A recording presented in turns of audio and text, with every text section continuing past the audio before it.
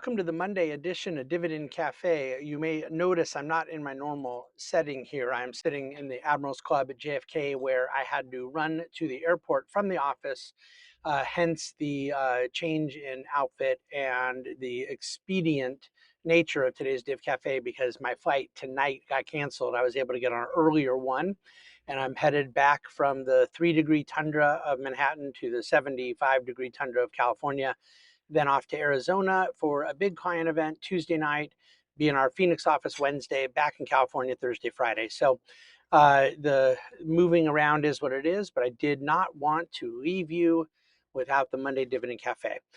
It was an adventurous day and even weekend. We're now, of course, done through the month of January. Some quick highlights around all that. It was very much a month of rotation, and 1 month does not represent the entirety of 2026, but this was, of course, a big theme of ours for the year. That what it does in January has nothing to do with what it will end up doing for the whole year. But you just saw significant rotation and really across the board.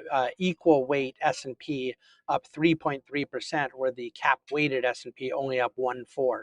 The small cap index Russell 2000 up 5.3, with the S&P only up 1.4.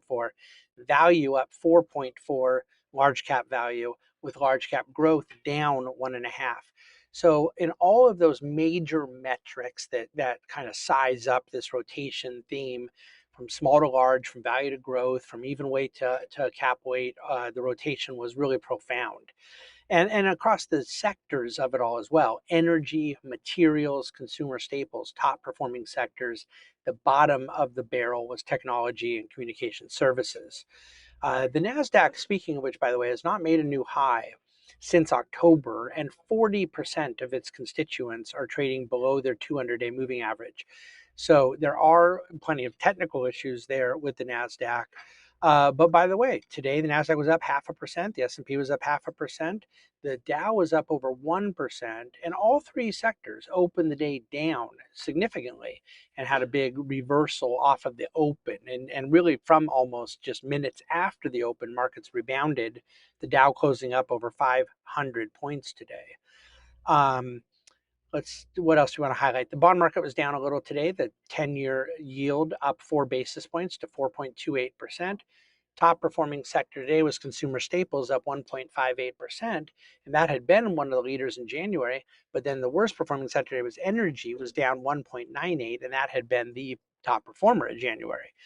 The thing that's gotten hammered, and I just want to highlight it to give you the illustration of how incredibly uncorrelated it is to things people think it is. Bitcoin is now down 13.3% year to date. It's down 38% in the last 3 months. But it was hammered on Saturday. There was apparently a leveraged owner that had to sell over $1 billion on Saturday, and it didn't make any kind of rally around that today. It dipped further, came off of that. But the reason I bring that up is you have this major move in gold over the last few months up, and then a major move in Bitcoin down. And I get really tired of people talking about both things as some sort of hedge against the dollar when they're not even correlated to one another at all. Um, a lot are asking, speaking of that gold silver action, what my take is on that. And again, when you see like Friday, the worst day for metals since 1980, but coming off of what had been just a massive move in the months prior, that's not market action that I can comment on intelligently, and I don't think it's market action anyone can comment on intelligently. What is moving those sort of trading gyrations?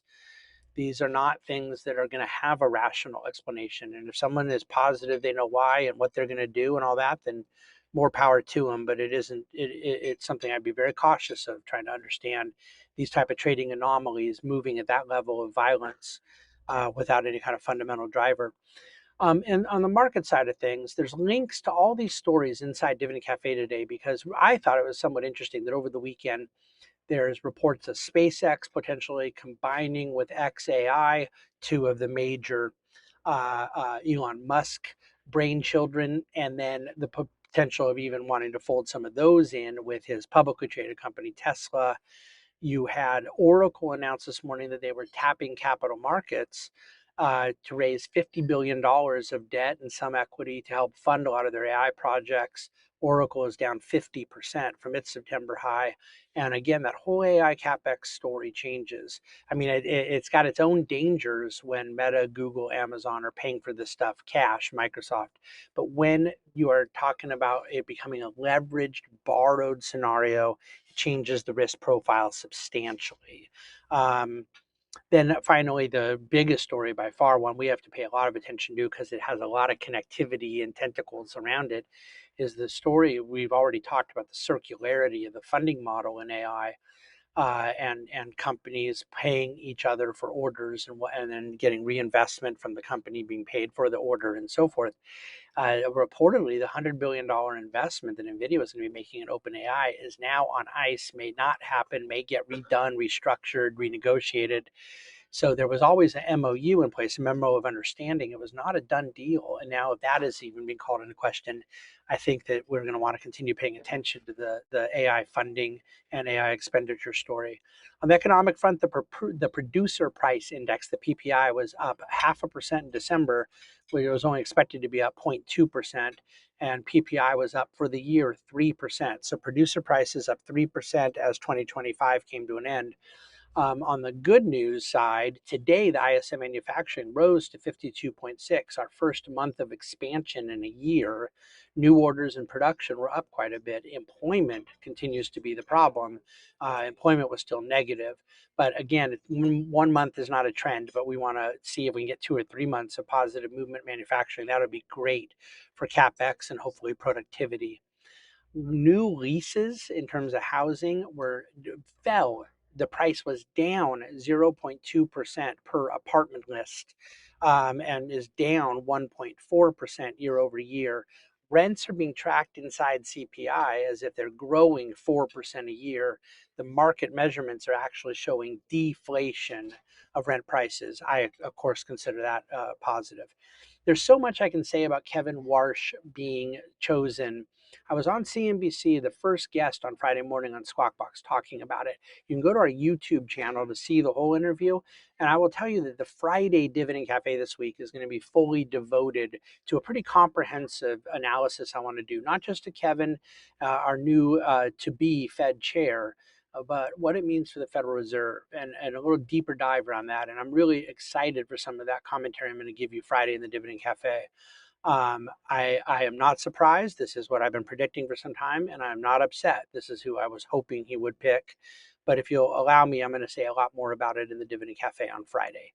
Oil got hit today. It was down 4%, but it was up quite a bit last week. And I would encourage you to look at the oil and energy section in dividendcafe.com today for a few tidbits about midstream, which was up another 2.5% last week, closed out January up over 8%. But a big week last week in oil, and some fun things about midstream to look at in Dividend Cafe. I have to leave it there because I have to jump on the flight, but I do want to thank you, as always, for listening, watching, and reading the Dividend Cafe. Brian and I will be with you throughout the whole week, as always, with daily recaps, and then Friday Dividend Cafe special edition, Federal Reserve, Kevin Warsh. Thanks so much. Have a wonderful Monday night.